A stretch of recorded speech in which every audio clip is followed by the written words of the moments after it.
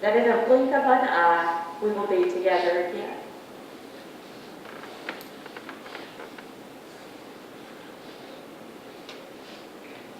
And that, my friends, is the essence of who she was. We will be together again. And we will miss her until that day. But even in the depths of hardship, she remembered that truth. And I pray as we leave here today, we remember it as well. Thank you so much for so many who have come in to help honor her. And to my special friend, when I say meet me at the stop sign, you will have no idea how much that will help carry us through the next years. Thank you again for honoring Judy. She deserved it.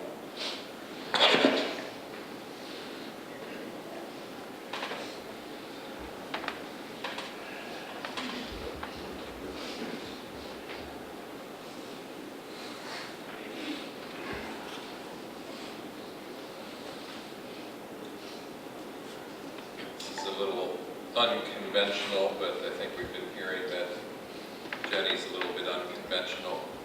And so I wanted to bring this little illustration along because I think it speaks to what we were just hearing about, the importance of time and eternity. And I want you to picture this rope and picture that it goes out the wall and goes around the circumference of the earth and it never ends. And this is to represent the timeline of our lives. This life, this existence that will never, ever end. And then I want you to see this piece right here that represents the time of the life that we spend here on earth. And whether it's 46 years, or whether it's 76 years, or whether it's 18 years, this is the period of time that God has given us to live on this side of eternity before we cross from time into eternity. We read in the book of Ecclesiastes, one of the wisest men who ever lived, he said, "It's better to go into the house of mourning than into the house of feasting." He didn't say it's more enjoyable, but he did say it's better. And he goes on to explain why that is. He said it's because it causes us to think of our own mortality. The reality is we come to a place like this and we think of a life that has been, from our perspective, taken too quickly. We're reminded of what James writes when he asks the question, "What is your life?" And he responds and he answers. He said it's a vapor. It's something that's here today and in a sense gone tomorrow. And I find this to be a sobering reminder as I think of the choices that I make in time and how it impacts eternity.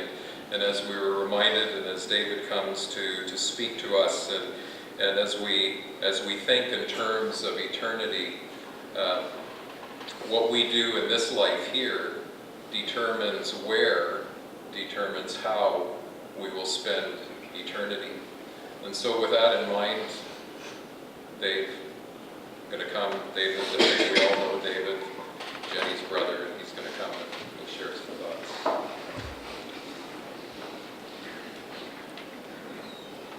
Keep that rope there, you might be yanking me off.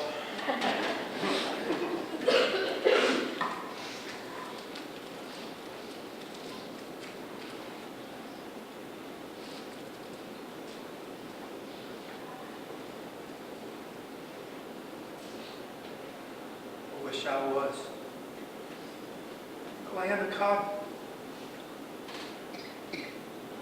Old times there. Are not forgotten.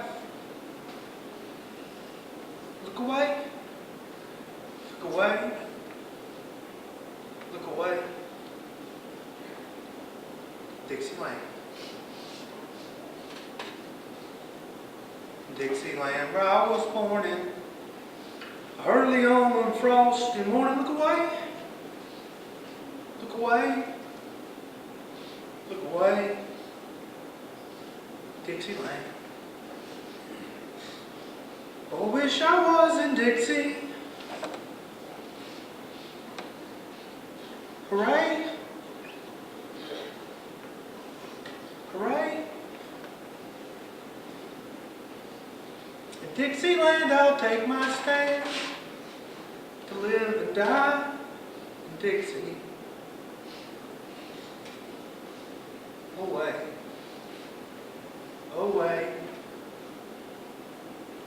away down south in Dixie. Away, away, way down south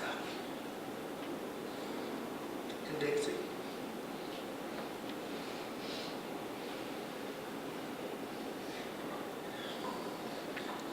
To understand history,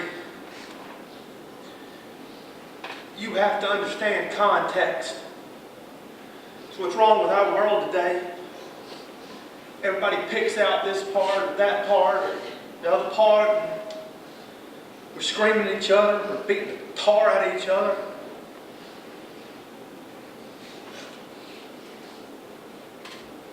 So I'm going to give you the history of Jenny Hollingsworth. We all come from different perspectives. Some of us are family, and we grew up together. Some of us are camp friends, and Emmaus friends, chapel friends, EBA friends. I'm going to give you the story of Jenny.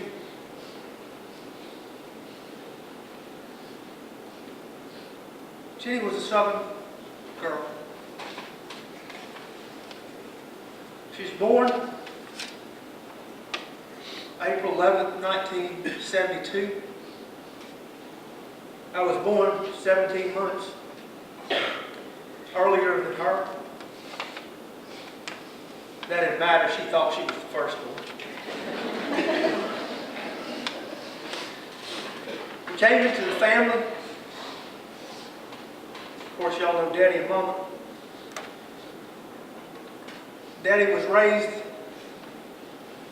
by godly parents who gave up everything to take care of orphans up in North Carolina. His people are from Plum Branch, South Carolina. You can't get much more southern than that.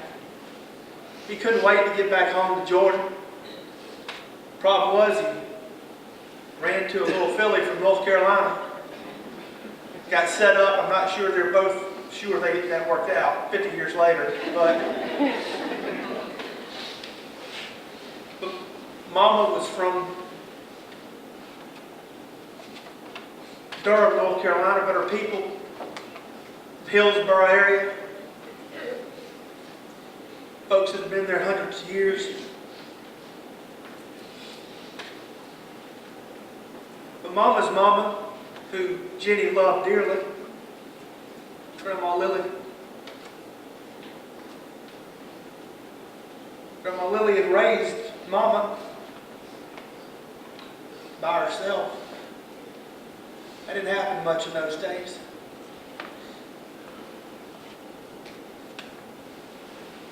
Grandma Lily, I cannot imagine doing this, but she went to see the husband who had left her when he was on his dying bed and led him to the Lord Jesus Christ. And I will see my granddaddy. I never knew. Because of her work. I don't tell you that to brag about grandparents. I just tell you we came from a spiritual heritage. You can't know Jenny unless you knew the rooted, grounded nature from which she sprang. That didn't mean she didn't run off and do crazy things when she was a teenager.